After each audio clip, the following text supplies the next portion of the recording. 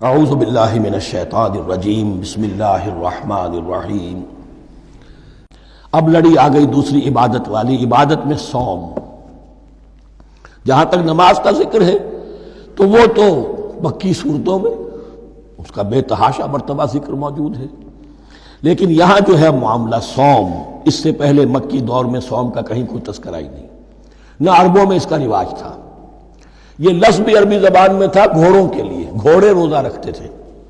رکھتے کیا تھے بیچارے؟ انہیں رکھوایا جاتا تھا، کیونکہ عربوں کا جو معاملہ تھا وہ لوٹ مار، غارت گری، اور اس کے لیے انہیں چاہیے تیز رفتار سواری، جاؤ حملہ کرو، لوٹو مارو اور بھاگو۔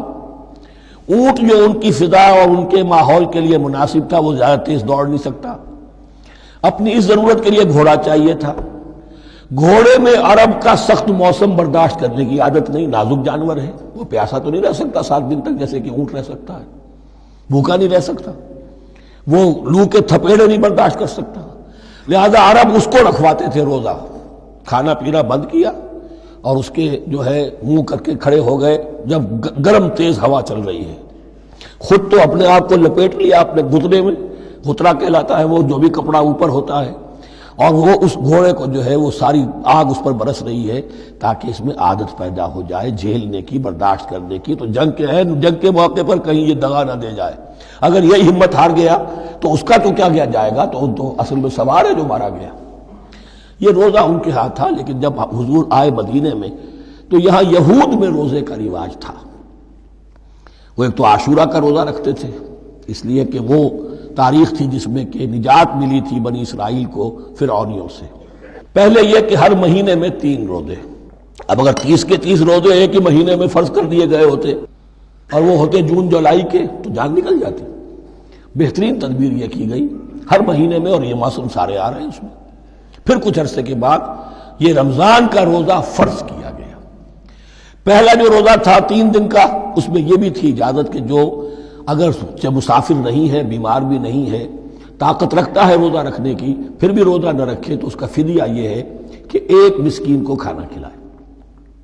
علی الاطلاق تھا یہ۔ جب رمضان کے روزے کی فرضیت ہو گئی تو اب یہ فدیہ نہیں ہے، البتہ حضور نے اس کو باقی رکھا ایسے شخص کے لیے جو بہت بوڑھا ہے، یا کوئی خاتون بہت بوڑھی ہے برداشت نہیں کر سکتی، یا کوئی بیمار ہے، کسی سخت ایسی بیماری میں ہے کہ روزہ اس کے لیے جان کے لیے ہلاکت کا اندیشہ ہو سکتا ہے، اس کے لیے فدیہ برقرار رکھا۔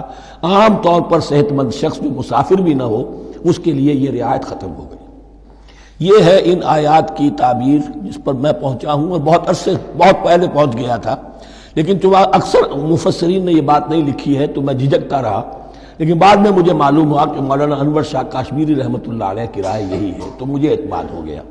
اور پھر مجھے اس کا ذکر جو ہے یہ تفسیر کبیر میں امام راضی کے ہاں بھی مل گیا کہ متقدمین کے ہاں یہ رائے موجود تھی کہ پہلی 2 آیتیں جو ہیں اس روزے سے متعلق، یہ رمضان کے روزے سے متعلق نہیں ہیں، بلکہ وہ 3 ہر مہینے کی 13، 14 اور 15 ایام 20 کے روزے حضور نے بعد بھی رکھے ہیں نفلاً، لیکن شروع میں یہ 3 روزے رکھنے کا حکم دیا گیا تھا۔ پہلی 2 آیتیں اس 6 آیتوں پر مشتمل ہے رکوع، اور یہ ایک عجیب مقام ہے۔ قرآن مجید کے احکام بہت دفعہ ہے، نماز کے احکام قرآن میں بہت دفعہ ہیں، کہیں وضو کا ہے، کہیں تیمم کا ہے، کہیں اور نماز خوف کا ہے، مختلف جگہوں پر، لیکن صوم کی عبادت پر یہ 6 آیات کامل ہیں، مکمل ہیں، اس کی حکمت، اس کی غرض و غایت، اس کے احکام سب کے سب اس میں آ گئے۔ اب پہلی 2 آیتیں کون سی ہیں؟ یا ایھا الذین آمنوا کتب علیکم الصیام کما کتب علی الذین من قبلکم لعلکم تتقون، اے ایمان والو تم پر بھی فرض کیا گیا روزہ رکھنا جیسے کہ فرض کیا گیا تھا تم سے پہلوں پر، تاکہ تمہارے اندر تقوی پیدا ہو جائے۔ وہ جنگ کے لیے کرواتے تھے گھوڑوں کو تیار، تمہیں تقوی کے لیے اپنے آپ کو تیار کرنا ہے، بھوک کو قابو میں رکھ سکو، شہوت کو قابو میں رکھ سکو، پیاس کو برداشت کر سکو۔ اللہ کی راہ میں جنگ کے لیے تمہیں نکلنا ہوگا، اس میں بھوک بھی آئے گی، پیاس بھی آئے گی، اپنے آپ کو تیار کرو جہاد کے لیے۔ اور یہ بات واضح ہو جائے گی، اگلے رکوع سے قتال کی بحث شروع ہو جائے گی۔ روزے کی یہ گفتگو ہو رہی ہے تمہیداً قتال کے لیے، جیسے گھوڑوں کو تیار کیا جاتا تھا، صوم رکھوایا جاتا تھا قتال کے لیے۔ ایام معدودات، گنتی کے چند دن ہیں، یہ گویا کہ ثبوت ہے اس کا کہ یہ 2-3 دن سے زیادہ، معدود جو ہے وہ عربی زبان میں 9 سے زیادہ نہیں ہو سکتا. معدودہ جب آئے گا، ایام معدودات، یہ جمع جو ہے جمع قلت کہلاتی ہے. معدودات، معدودہ بڑی سے بڑی رقم ہو سکتی ہے، لیکن معدودات جمع قلت ہے. گنتی کے چند روز ہیں. فمن کان منکم مریضا، ان میں بھی یہ رعایت ہے کہ جو تم میں سے بیمار ہو، او علی سفر، یا سفر پر ہو، فعدۃ من ایام اخر، تو وہ تعداد پوری کر لے دوسرے دنوں میں. وعلی الذین یطیقونہ، اور جو اس کی طاقت رکھتے ہوں، فدیۃ طعام مسکین، وہ فدیہ دے ایک مسکین کا کھانا کھلانا. ان آیات کی تفسیر میں جیسا کہ میں نے عرض کیا مفسرین کے بہت سے اقوال ہیں، اب میں اس کی بحث میں نہیں جا سکتا.